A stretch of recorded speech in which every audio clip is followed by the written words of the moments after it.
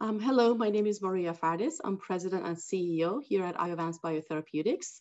I will be speaking about tumor-infiltrating lymphocytes for treatment of solid tumors. We are a public company, and during the course of this presentation, I will be making forward-looking statements. I'll draw your attention to this slide. Tumor-infiltrating lymphocyte technology is a leading platform for treatment of solid tumors. The technology is based on the fact that our own immune system recognizes when there's an anomaly in our cells and comes to the site of the anomaly, particularly if there's a cancerous cell, and tries to remove it. In cases where the disease actually forms and it becomes a cancer, the cells still recognize the tumor, and the cells that come to the site of tumor are called tumor-infiltrating lymphocytes. These cells still came to the site of tumor, they launched an attack, but they're not successful in completely eradicating the disease. So the technology that we are using, the TIL technology, is based on the concept of removing the tumor, harvesting those immune cells that recognize the tumor, expanding the cells ex vivo, and then putting them back into the patient subsequent to a lymphodepletion.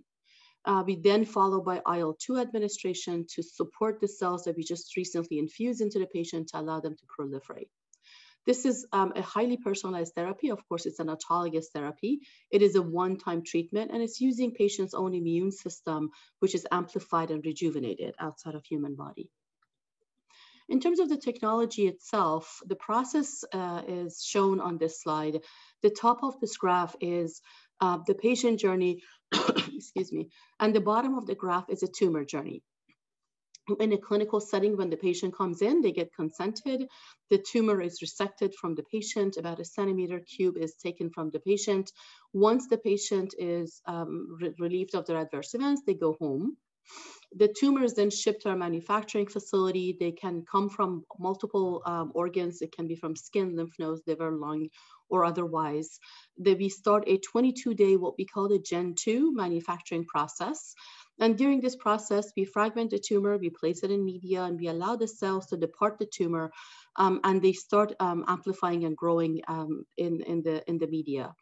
After the 22-day process, we harvest the cells, we wash them, we put them in an infusion bag, and we cryopreserve the bags, and Iovance is ready for infusion. When the patient and the hospital are ready, we then bring the patient back. We start a process called non-myeloablative lymphodepletion, so step 3 above. And that is a 7-day course of chemotherapy to remove the hostile microenvironment of the tumor. And then we infuse the patient with their TIL, and that's step 4. And we then follow by up to 6 doses of IL-2, which is approximately 2 to 3 days worth of IL-2. And once the patient has recovered from their adverse events, they're released from the hospital. And as I had noted before, this is a one-time treatment. Now, what happens once the patient is infused, sort of the mechanism of action? The product, the TIL, starts circulation into the blood. They ultimately see the chemokine produced from the tumor. Remember, they came from the tumor. And so they leave circulation, they come to the tumor bed. Upon coming to the tumor bed, they see the tumor cell and they start engaging with a T cell receptor of TIL to the MHC of the major histocompatibility complex from the tumor. On the MHC, there's tumor antigen peptides, and that's what's recognized.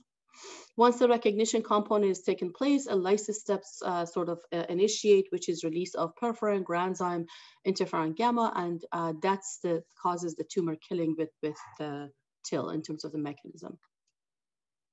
Indications that we pursue and we are looking into, of course, are metastatic melanoma, cervical cancer, lung, and various subgroups of head and neck. And the reason we have selected these indications is there was a lot of historical data in administering TIL in metastatic melanoma and a little bit in cervical, and now there's some in lung as well as head and neck. So we're very excited about pursuing indications where there's such an unmet medical need. Just to remind ourselves, about 1.75 million cases in US are diagnosed, number of patients with cancers, and of them, 90% are solid tumors. So 1.6 million cases are diagnosed annually with various new cancers. And you can see the death rate, unfortunately, on the right-hand side of the slides, despite the fact that we have made great progress in finding new therapies for cancer patients, there still remains quite a bit of unmet need as the death rates still are demonstrating. Historically, Iovance took a license from this technology from National Cancer Institute, Dr. Steve Rosenberg. This work was started with Dr. Steve Rosenberg back in late 1980s, where he recognized that the power of immune system and what it could do for melanoma patients. In 2016, we started our clinical program with patient dosing, and we also spent a bit of time trying to develop a more robust manufacturing process, which became the Gen 2 manufacturing process.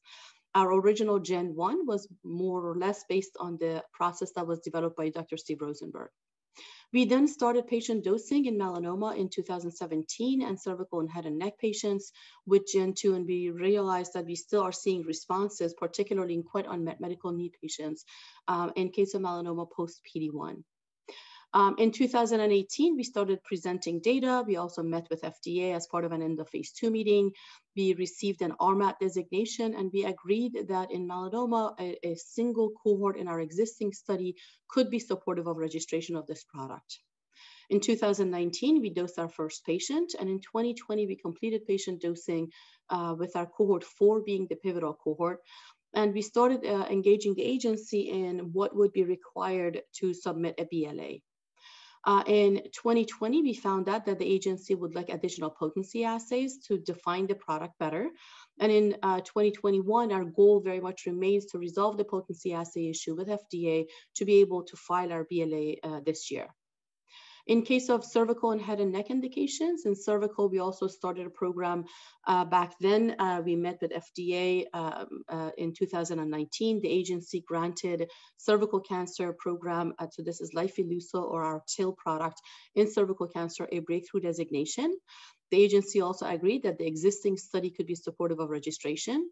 And we have continued an enrollment in what became cohort 1 of the cervical program, which is the registrational cohort. And we have now we are in follow-up in the cervical cancer pivotal program as well. In the meantime, we have now completed cohort 2, which is for in cervical cancer, which is for patients that are post PD-1. And this may be also subject to an original BLA, given that PD-1s potentially could be a standard of care in early line cervical cancer indication as well. Over the course of the time, we have presented head and neck data, particularly at SITC 2020. We presented data in combining TIL plus pembrolizumab in early line patients, so patients that are PD-1 naive, and we were very encouraged with the data we saw. And in non-small cell lung cancer, we had a collaboration with Moffitt Cancer Center where they presented their data at AACR in 2020. And again, we were highly encouraged. So we have started a broader non-small cell lung cancer program to support that indication as well. Our pipeline, as I have been speaking about it, is shown on the slide. The melanoma program enrollment is complete. That's the pivotal program. In cervical cancer, also 2 of the cohorts are complete, which are the expected pivotal program, either both or just one of the cohorts. So that's cohort 1 and 2. Cohort 3 continues enrollment. Our head and neck program is completed and enrollment is closed. Our basket study has been expanded. Our basket is IOVA COM 202. We have 3 indications of melanoma, head and neck, and non-small cell into that program. And it includes both early line patients as well as relapsed refractory patients. As part of a registration-directed study, we have started IOVA Lung 202. And so that study is just in startup. We have activated some sites, but we haven't started patient dosing yet. And we also have a product for hematologic malignancies, and we have IOVA CLL01 ongoing in support of that study. We work very closely with academic institutions, including MD Anderson and Moffitt Cancer Center, in trying to explore potential power of TIL in new indications or in different products. And so a couple of our studies in collaboration with MD Anderson is shown here, as well as our study in collaboration with Moffitt Cancer Center, which is TIL plus Nivo in non-small cell lung cancer. As a quick update in the melanoma program, as of January of 2021, we had updated our program. We had pulled the data as of December. Median duration of response still had not been reached after 28 months of study follow-up. This is highly encouraging given a one-time treatment, again, and no other intervening therapies in terms of anti-cancer therapies. So we do intend to present the full of this data at an upcoming medical conference. We are also continuing to build our own manufacturing facility. This is manufacturing facilities called Iovance Cell Therapy Center, or ICTC. The facility is 136,000 square feet. We have put quite a bit of investment behind it to make sure that we have our own facility that can offer TIL to a broad number of patients that are expected, given the solid tumor footprint that we are pursuing. We expect to start our clinical manufacturing in 2021 and commercial manufacturing in 2022. And the first set of clean rooms have been completed. You can see some of the pictures of the clean rooms and the hallways, and we are looking forward to starting our clinical manufacturing in 2021. In terms of our intellectual property, we have a fairly broad IP around sources of TIL, which could be tumor itself, it could be marrow-infiltrating lymphocytes, peripheral blood lymphocytes, it could be a frozen tumor or remnant T cells, for example, on digest process. We also have coverage around our Gen 2 manufacturing, Gen 3 manufacturing, use of co-stimulants, various selection and genetic modification patterns. And then in terms of a clinical setting, we are combining with available therapies such as anti-PD-1s. And as I noted, we have started presenting data as of November of 2020 at SITC. Overall, we have over 20 granted or allowed patents, US and international. They're composition of matter of TIL products as well as method of treatment. In terms of how we think about next generation and our research focus, we think about variations of IL-2. So we have been thinking about IOVA 3001 is a product that is, we have licensed from Novartis, and we anticipate to be in IND enabling studies in 2021. We are working on selecting more potent TILs, and this is both in-house activities as well as through collaborations with CHUM, an academic institution as well. We do think about genetic modification, and we have a collaboration with Selectis to use the TALENT technology to do this type of collaborations and genetically modify TIL. And we also think about process optimization, including, for example, our Gen 3, which is a 16-day manufacturing method, or core biopsy, which we are in fact rolling into clinic. The company itself is over 250 employees at the moment. We have over 76% of our employees with over 1 year of cell therapy experience, quite a very experienced group in terms of cell therapy. We are headquartered in San Carlos, California, which is about 20 minutes south of San Francisco, and we have additional offices. Our research team is out in Tampa, Florida, and our manufacturing facility is being built in Philadelphia, Pennsylvania, where I showed you the picture. In terms of, just to kind of summarize what Iovance is offering, we have a platform technology, which is a leading cell therapy for solid tumors. We have multiple indications in our pipeline that we are pursuing. We have a consistent GMP manufacturing process with well over 90% manufacturing success rate. We are thinking about next generation TIL products through genetic modification as well as selection methods.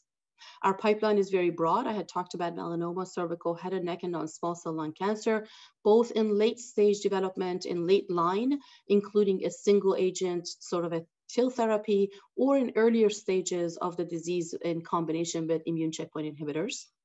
Financially, we closed the year in a comfortable position to have about a couple of years of run rate, and we continue building our manufacturing facility at Philadelphia location. We heavily rely on our partners. Many of them are academic institutions in terms of identifying new indications, and of course, corporate partners such as Selectis for new technologies. I just want to highlight and summarize our focus areas in 2021. We obviously very much are focused on resolving our potency assay discussions with FDA. We also have completed enrollment into cohort 2, and we look forward to being able to talk to the cervical division review team to be able to discuss the BLA path forward in that indication. We have added a number of cohorts for non-small cell lung cancer, and we look forward to being able to start enrollment and at some point having data to provide to the public. In head and neck, we had presented some data, as I noted, in SITC, and we have expanded that cohort, trying to get additional data and longer follow-up. We look forward to completion of our Navy Yard facility and start of clinical manufacturing at that facility. And that's just as a high level what we are focused on in 2021. With that, I thank you and appreciate your time and the sponsors hosting me today. Thank you.